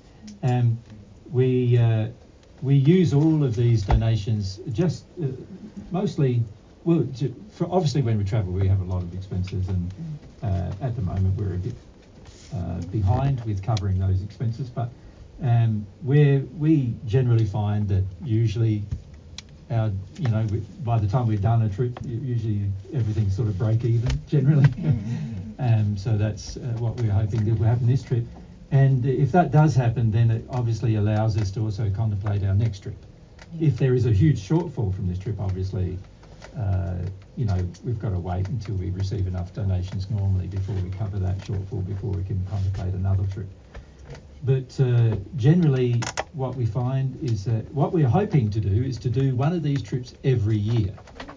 So where we spend about 4 to 5 months overseas. Mary and I are sort of changing our life around, so we spend 4 or 5 months overseas every year,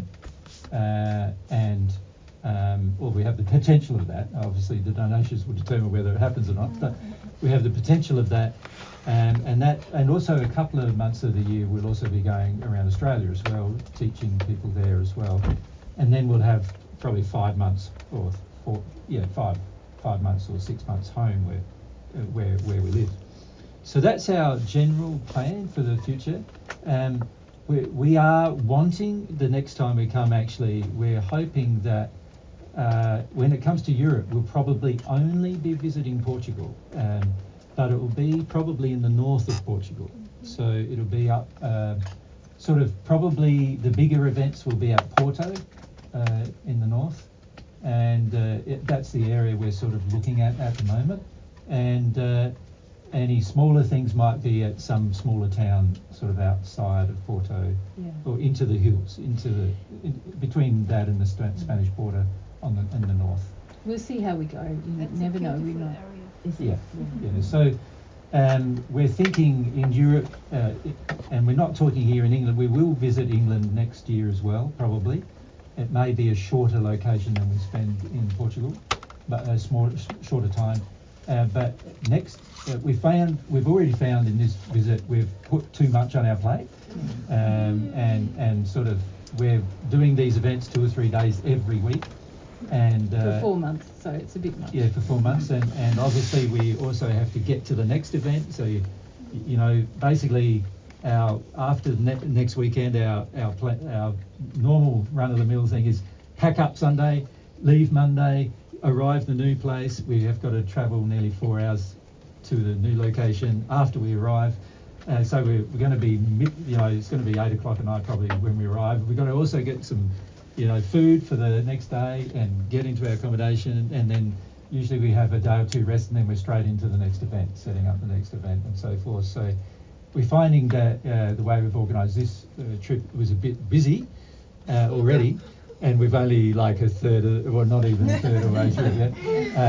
So next one, we're going to try to visit less locations but spend longer in each location. And what we may find while we're in Portugal is, like, if we sort of choose a location like the north, but if you guys down here, we can come down here for a weekend, like a drive, and do an event here. And we've got a bit more flexibility than is what we're looking for. Yeah, less flights as well. Less flights. The flights are not very nice most of the time. We are not the kind of people who love. We don't mind planes, but we don't.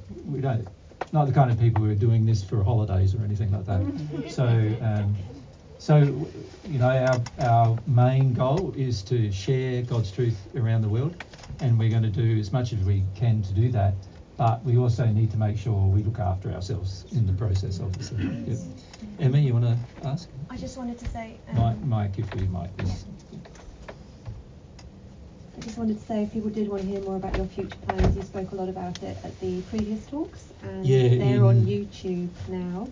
So I can put the YouTube channel details. It's at Exposure, and it's got some numbers after it that I'm just going to have to check on my phone. But the audios are going up there and the videos are going up too, so people can watch those for more. Now, none of this is under Mary and our control, so bear that in mind.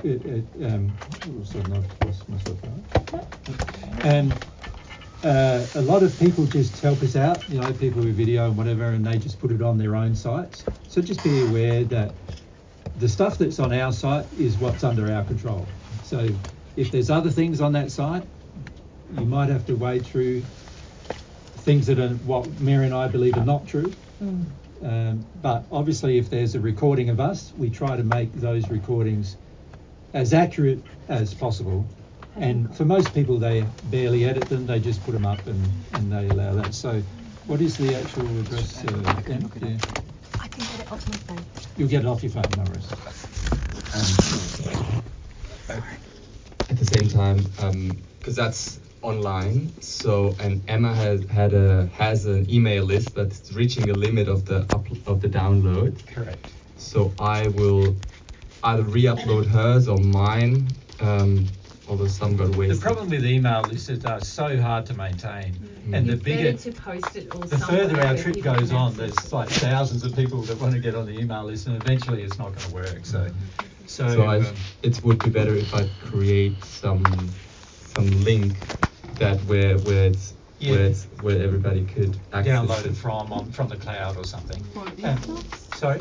These talks, and also we did talks in Belgium and Austria already in this trip. So there's 6. Now the audio of these talks will eventually get up on our server, but obviously when we're travelling, we have a lot of trouble with fast internet and everything else. At the moment, we've got nearly 500 files we've already created, and at the moment there's still 190 of them that I have to upload. So we're not going to get around to getting it on our site, possibly until we even get home. So because we're also busy every week, we don't have the time in between to sit down for a day or two and get it all up. So the only way you're going to be able to get it relatively quickly is through these other sites. So if we can just have that site. Yours. Can I add just for it's ad exposures 3569. Yes. That's a YouTube channel. That's I think Mia's YouTube channel where everything's on. Yeah. And Nelly, you wanted to say? And yeah. You can find it also in Spotify as podcast. So what's that? Divine Truth. So Spotify. yeah. So how do I write that? SPOTIFI.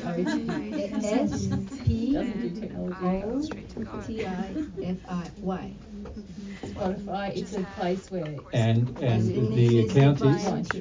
Yeah, so bear in mind that's not our account. Yeah, it said that. Mm-hmm. A lot of people claim to create accounts on our behalf, and we don't do that. So there's also Facebook accounts saying Divine Truth and other things like that. We don't have any idea who runs them. There's also other accounts purporting to be us messaging people on a daily basis. We don't have any social media. We don't have any social media. We have one YouTube, or we have actually 4 YouTube channels, but it's all just Divine Truth on YouTube. Yeah. So bear in mind that if people claim that they're messaging every day, Jesus messaging, that's not us. We've given up trying to sort of police it all, because at the end of the day, there's so many people who are not very loving or kind or truthful, that in the end we'd spend all of our time doing that and no time teaching. So just bear in mind that the actual sites Mary and I are responsible for are divinetruth.com, which is our website, and we have some YouTube accounts which are all Divine Truth, Divine Truth FAQ, Divine Truth Shorts, and there's a new one, Divine Truth Live as well. Yeah, which we haven't used. So eventually we will be using these things. Another plan we have is we're just setting up at home a little sort of studio at a person's house. There's a person who we know well who has a home that has a fast internet connection, because we don't have one. And what they've allowed us to do is set up a little studio in their house. So we are sort of expecting in the future that we'll be able to do conversations over the net with you guys via that studio, pre-arranged conversations. But of course that's only when Mary and I are home. And that'll only be probably, it's looking like 5 months of the year. So it'll be our summertime, most of the time, which I suppose here means your winter time.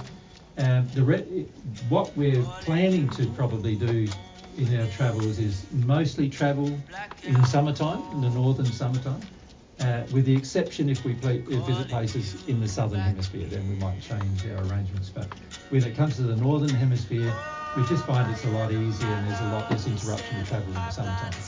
So rather than having to worry about ice and snow and storms and so much, we find that our travel is a bit more easy come by. So that's our hope in the future, is that we will do this regularly. But of course that does depend totally on the generosity of other people as well. So, yeah. Anyway, there are the details. I don't know if there's much else we need to say to you guys, so I'll just finish it. What's your comment? Yeah, we'll give you one. No comment. If you are interested in some people are interested in the footage of this event. Yep. So there will be. So we'll share the footage on both. Yep. And there will be edited version on exposure. We'll send it to exposure. She will edit herself. Yeah. Maxine will edit as well on her site, and she will put on YouTube as well, on the truth of it all. No. It's called Maxine Truth and Soul.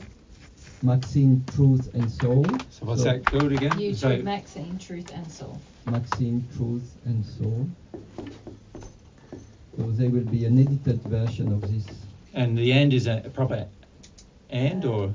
I think so, yeah. Is it an I ampersand? just changed the name, so Well, it's no good me sharing it if you don't know the name. We need to put these all on the back of the whiteboard and just turn it around. Yeah. Good idea. So Maxine will check that, and Good then idea. it will be on Pierre Joseph as well on YouTube. On where? Pierre Joseph. So spelling Pierre? Pierre, like P-I-E-R-E. Joseph, Joseph. Yes. So that's a YouTube account as well? Yes. Yeah. And there will be this week and the next week. And the next week? Yeah. Yeah. Okay. Jesus, it's a squiggle. It's an ampersand? Maxine Yeah, one of them. and Sol, like that? Yeah. Okay. YouTube account too. And it's open also a copy on hard drive, so if someone wants to have a copy, bring their computer and have an unedited copy. And we also ask all the people who They will video do. to give us a copy. Yes. Because that way eventually we can also share it on our website. Yeah. So that's part of the requirement that we have of all people videoing. Yeah. And so hopefully in amongst all of those things, you might get to see it again.